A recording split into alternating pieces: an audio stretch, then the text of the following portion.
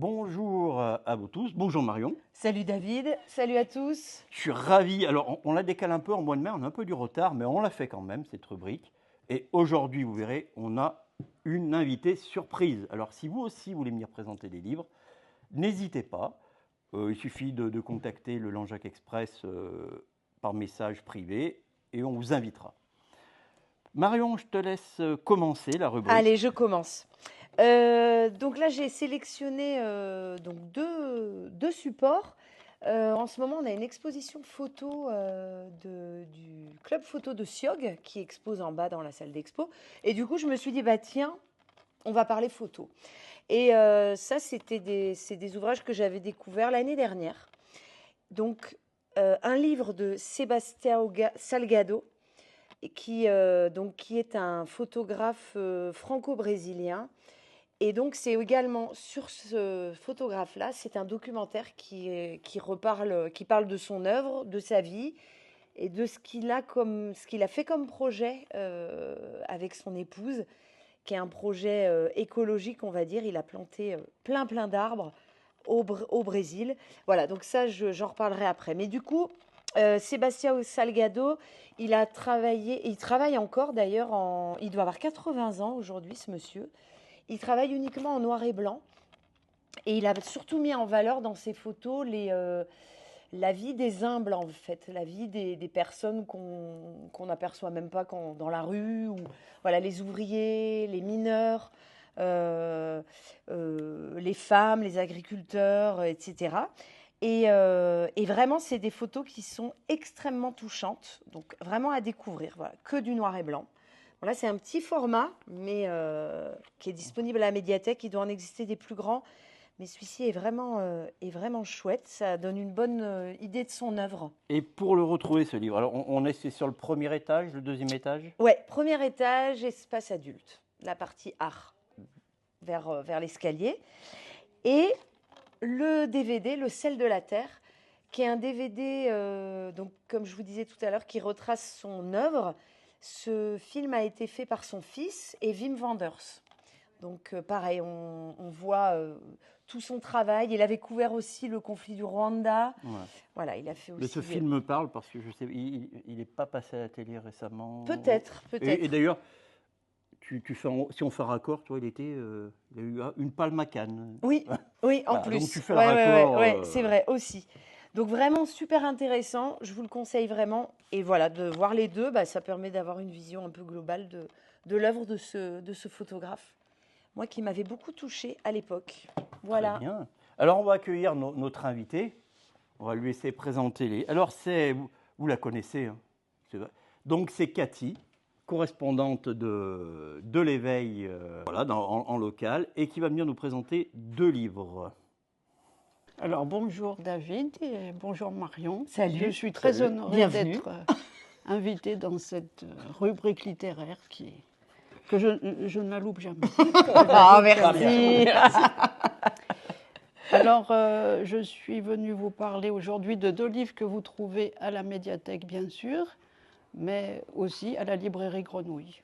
Une enfance langeadoise de Marie Storr. Vous êtes déjà nombreux à l'avoir emprunté à la médiathèque, je suppose, et puis nombreux à l'avoir acheté à la librairie Grenouille.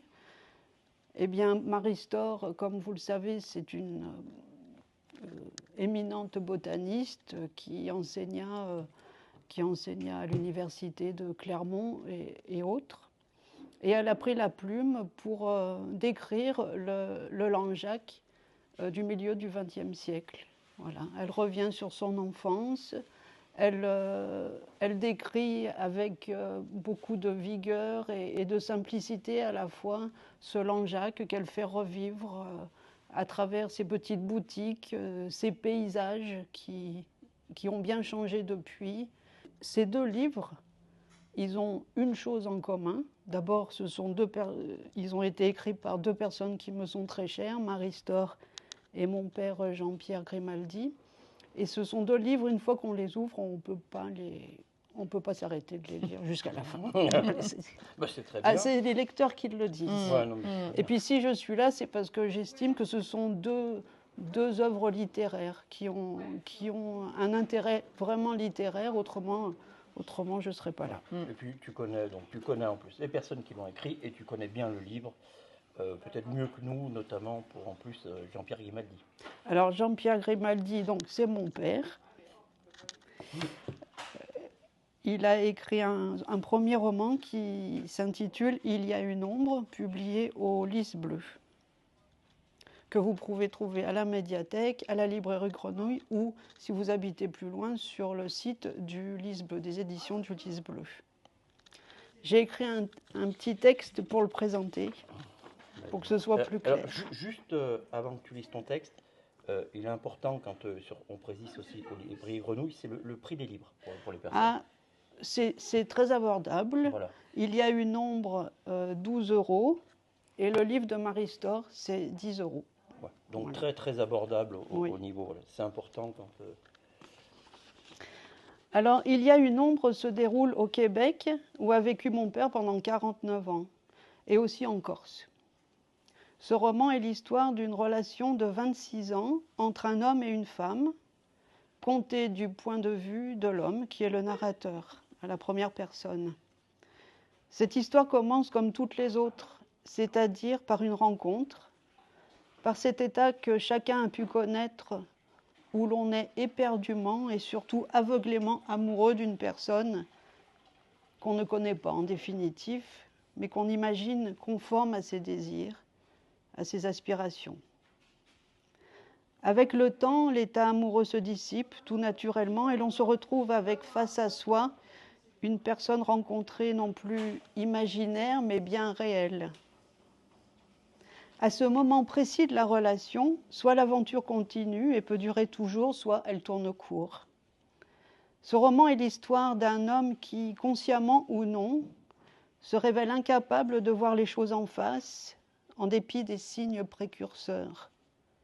Peut-être par faiblesse, par fatigue ou par lâcheté, il refuse de voir qu'entre cette femme qu'il a rencontrée la quarantaine passée et lui, rien ne colle vraiment.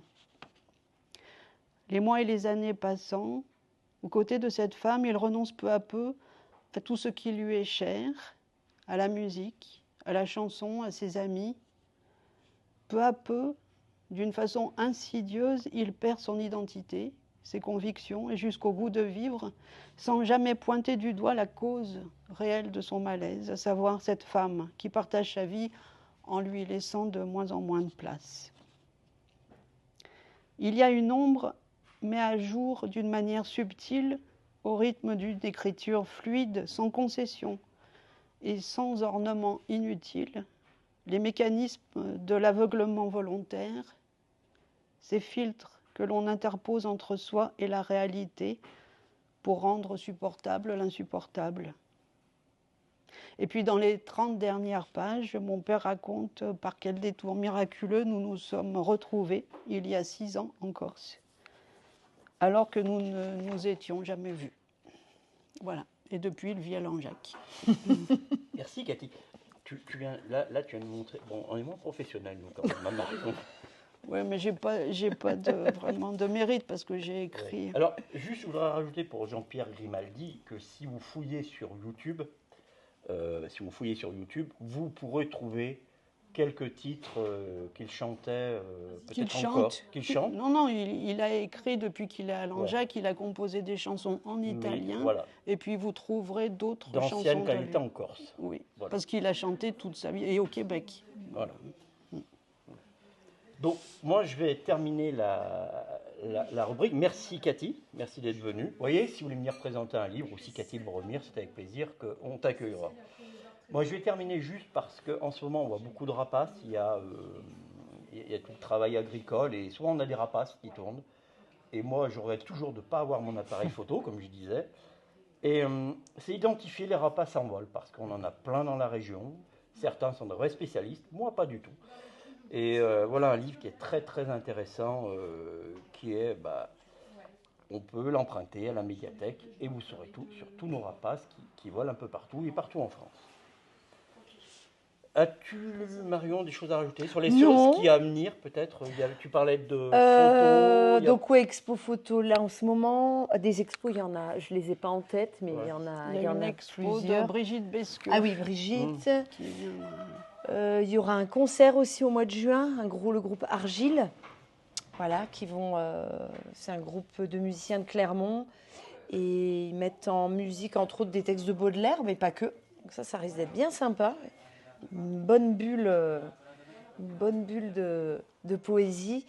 Mais voilà, tout ça, vous le saurez sur la réseaux. newsletter, sur tous les réseaux. Vous avez les infos au Et fur sur et la à mesure. presse. Et sur le journal. Et sur le journal. L'éveil, maintenant. Ouais, Voilà. Sachant que, Cathy, peux-tu nous parler, on peut se le permettre, que l'éveil aujourd'hui a changé et qu'on va retrouver que des articles du local, si je puis dire. Ah bah depuis le 6 mai, la montagne n'est plus sur le territoire et nous avons retrouvé une vraie édition de Haute-Loire. C'est l'Éveil, la nouvelle version.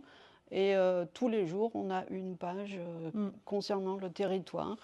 Encore ce matin, on a une plage pleine sur la foire bio.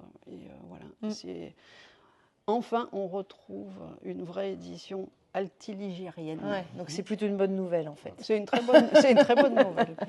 Eh ben, merci bien. Et puis, Merci. Merci Marion, merci Eh ben, Cathy. merci à vous deux. Oui, à bientôt. Et on se retrouve au mois de juin. Bye bye. Salut. Ciao.